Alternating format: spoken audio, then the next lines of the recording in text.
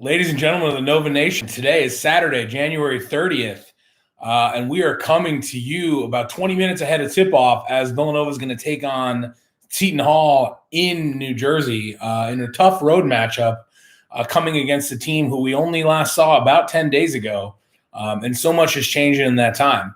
However, we're excited to be here today for Villanova Tip Time to break down today's matchup. Before we get into that, as always, we're going to go around the horn at the top of college basketball. We're going to get into the Big East happenings over the last week.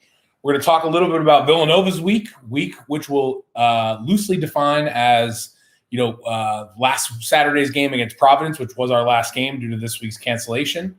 We're going to check in on Seton Hall, sort of what's happened with them since we saw them last again only about a week and a half ago, revisiting some of the finer points of that scouting report from the first matchup. And then recapping a little bit of what we saw in round one of the matchup, and then finally getting into some of the keys for today and what you can expect to see out of today and sort of what you should look for in what is expected to be another really good Big East basketball game, as was the case with the first matchup we saw about 10 days ago. So, again, we got about 19 minutes left here. This game is going to be tipping off on Fox proper at 3:30 Eastern time. Always love that national TV spot from the major network. So excited to see the Cats playing there. So jumping right in, let's go around the horn at the top of college basketball. Gonzaga remains at number one, having gone full powder puff on us. Now, I was the first, to point out, unlike other years where Gonzaga maybe has like one or two really strong early season matchups and then gets into their powder puff schedule. This year, their non-conference slate was loaded, and they absolutely deserve to be the number one team in the nation coming into the new year. However, a new calendar year, of course I mean by that.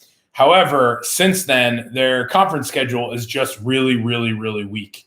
So you have to wonder at what point are they going to be able to lose that number one ranking to Baylor, who's still undefeated in the stacked Big 12, just due to strength of schedule in the conference alone. You also wonder how much does it hurt a team like Gonzaga that they absolutely are that number one caliber team, right? But if they played such a soft schedule, what's that going to look like in March when they start to play, real top caliber teams again? Is that going to hurt them from not really having that level of competition in several months at that point? So only time will tell, but that's a storyline we're going to be tracing hard as we expect to lead off just about every show with Gonzaga remains number one because they're not really facing any talent that can really give them a real challenge night in or night out. Last night, I think we saw possibly one of the games of the year, certainly a game of the year caliber in the Big Ten overall, as Iowa and Illinois played each other. Illinois walked away with this game late due to a questionable call, we would say, on a goaltending call that I think definitely screwed Iowa over a little bit. The goaltending call would have brought it to a 2-point game. They called it goaltending and then eventually overturned it. The trick was that even on the court, if it had played out in sequence, after the what was called the goaltend was committed, the ball went right back to Iowa, who immediately put the ball back up for a basket. So either way, the game should have been 76-74 at that point. But unfortunately, the referees stopped the game, reviewed the call, overturned the goaltending call, and then didn't obviously credit Iowa for the putback basket that they would have had easily, instead giving them an out-of-bounds play where they weren't able to convert a basket, and then Illinois was able to sort of run out, play the free throw game and run out the clock there as they were up 2 possessions. So a really interesting game. I think it was a tremendous game, sort of back and forth all night. And really unfortunate that these two teams aren't going to face each other again in the regular season because it was such a spectacular matchup that we can only hope we see again either in the conference tournament or maybe in the big dance. The rest of the week at the top of college basketball was really defined by Big 12 movers and shakers. So Monday night, you saw a classic Big 12 matchup with West Virginia, ranked 11th in the nation, beating Texas Tech, ranked 10th in the nation, with West Virginia scoring on the final possession to win. So really exciting there, exciting way to kick off the week. And then I think the The team that deserves the biggest shout out is going to be Oklahoma, because they went on the road and beat Texas on Tuesday night by 1 point. And again, Oklahoma's ranked 24th this week. Texas ranked 5th. That's a huge road win, as we well know, because that's one of the signature wins in Villanova's chest this year. So Oklahoma goes on the road, beats Texas on Tuesday night by a point, and then turns around this morning and beats number 9th ranked Alabama, who had previously made a huge jump in the polls coming into this week. So you can expect Oklahoma to be that team, and the new rankings come out for next week to be that team that takes that huge jump, because they have 2 signature top 10 wins this week, which is pretty amazing. Getting into just kind of the Big East and what we saw from the Big East this week, another lighter schedule this week overall. I think you're getting into that point in the season where games were spaced out. There were some attempted COVID pause reschedulings that went for naught. So you look at teams like UConn. So UConn did end up playing Butler on Tuesday night, was supposed to turn around to play Nova on Thursday, which would have been a really tough turnaround for UConn. After they beat Butler on Tuesday night, on Wednesday they had a COVID issue, which forced a postponement or cancellation of that Villanova game on Thursday night. Providence had a bounce-back win from their loss at Villanova last Saturday by beating Marquette in overtime on Wednesday night. And then I think the most, call it noteworthy game in the Big East so far this week was Creighton, 17th ranked in the nation, playing at Seton Hall on Wednesday night, so less than 72 hours ago for Villanova's opponent today, where Seton Hall was in full control of this game. With about 11 minutes left in the game, Seton Hall was up 16 points at home, looked like they were going to cruise to victory. ESPN, the win probability in the Gamecast had it at 98% in favor of Seton Hall, and then Creighton roared back and was able to win the game. So this is a devastating loss for a Seton Hall team that's really desperate for that signature win on the resume to sort of get it out of that bubble category and get it confidently in NCAA slot, in a tournament slot. Instead of finding that win against Creighton, who had absolutely trounced them a couple weeks earlier, Seton Hall let this game slip away completely. And now, less than 3 full days later, they're facing the number 3, third-ranked team in the nation, Villanova, in what is now a must-win situation for Seton Hall. Otherwise, they're going to be on the outside looking in really for the rest of the season, as they're not expected to have another ranked matchup. So this is sort of their as must-win as it gets for a January game. We'll get more into that in a little bit. So just looking at the clock here, we got about 13 minutes left till tip-off, and we're going to talk a little bit about Villanova's week. So, of course, we already mentioned the cancellation against UConn on Thursday night. But before we get into that, let's talk a little bit about what we saw for Villanova against Providence at the Pavilion last Saturday, at the Finneran Pavilion, Villanova definitely continued their trend of being a second-half team. Feels like this is something that we've been saying for years. When we talk about, the alumni text chains that we're all on, that we text back and forth during the games. It seems like the conversation of them being a second-half team is definitely not new, but it's been particularly pervasive this year and couldn't have been more true than in this Providence game last Saturday, where this game was neck and neck in the first half. Villanova actually was down going into half, with Providence up 3, despite Gillespie hitting a 3-point buzzer beater to make them down 3 instead of down 6, in what was one of the worst halves of Villanova offense that we had seen in a really long time, certainly this season and maybe longer. Interesting to point out that I thought the defense for both teams was really strong in that first half. So credit to both teams on that. So that's why I hesitate to say it was the worst half of Villanova basketball, because they played really well on defense. What was really poor about it was shooting. So even with, picking up and coming on strong in the second half and taking control of this game and sort of winning handily in the end, they still ended the game at 38% shooting overall and 28% from deep, which isn't great. And that was with a particularly strong second half. So the first half was ice cold. And really what you fear for a team like Villanova when the shots go cold, really all bets are off. And that's exactly what we saw play out in the beginning of this game. And we saw Villanova stay really consistent with their defense and start to find that touch, let's say 5 minutes or so into the second half. And then they just went on one of those runs and was able to sustain, more of a low double-digit lead onto a pretty easy win in the end. So despite those early shooting troubles on the offensive end, the box score looked like one of Villanova's most balanced to date, with other than Jeremiah Robinson-Earl ending up 1 point shy of double digits. Otherwise, all 5 starters would have been in double figures and none having more than 15 points. So it was a very balanced attack, a lot of contribution all across the team from Villanova, which you do like to see. And again, fighting through that slow start. Jermaine Samuels continued his string of powerful senior leadership performances, scoring 10 points, 10 boards, and he was sort of all over the court on hustle plays, which has been consistent for him over the last handful of games before the break and before the long COVID pause and after. So we would love to see that continue. Justin Moore and Colin Gillespie both had tough shooting in the first half, but came back to post really nice second halves. Justin Moore continued with sort of the dazzling handles and footwork around the basket. Colin Gillespie was hitting big shots in the second half. Both ended up posting 15 points each. And while Jeremiah Robinson-Earl still definitely looks a little rusty, 2 games back now from this long COVID layoff, he's had, I believe, 8 points and 9 points respectively in those games. He's definitely looked a little rusty and shaky from a shooting perspective, but he absolutely locked down Providence's Nate Watson in this game last Saturday, which cannot be overstated because Watson was coming off a 30-point performance against Creighton in the game prior. So that was the matchup to watch for. And even though Jeremiah Robinson-Earl maybe didn't get the best of the offensive end the way he would have hoped, he absolutely bodied Nate Watson all day on the defensive end, and it was a beautiful, beautiful thing to watch. So, overall, despite the early shooting woes, Villanova's defense looked pretty great all day against a strong offensive performing team in Providence.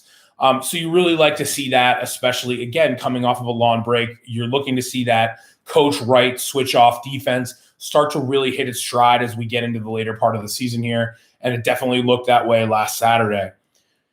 And then as we discussed, the Cats were expecting to have to play UConn on the road on Thursday night and Seton Hall on the road today.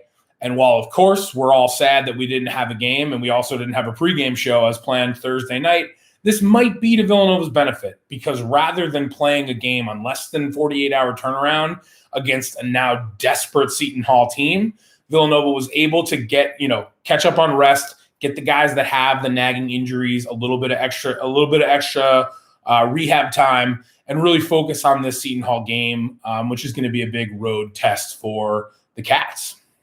So looking at the clock here, we have about 7 minutes left until tip-off. We're going to talk a little bit about Seton Hall. I think first we want to chat about where they've been since we've seen them last. We want to revisit some of the finer points of the overall Seton Hall scouting report. We're going to talk a little bit about what we saw in round 1 of this matchup from Seton Hall as well. So where have they been since we saw them last?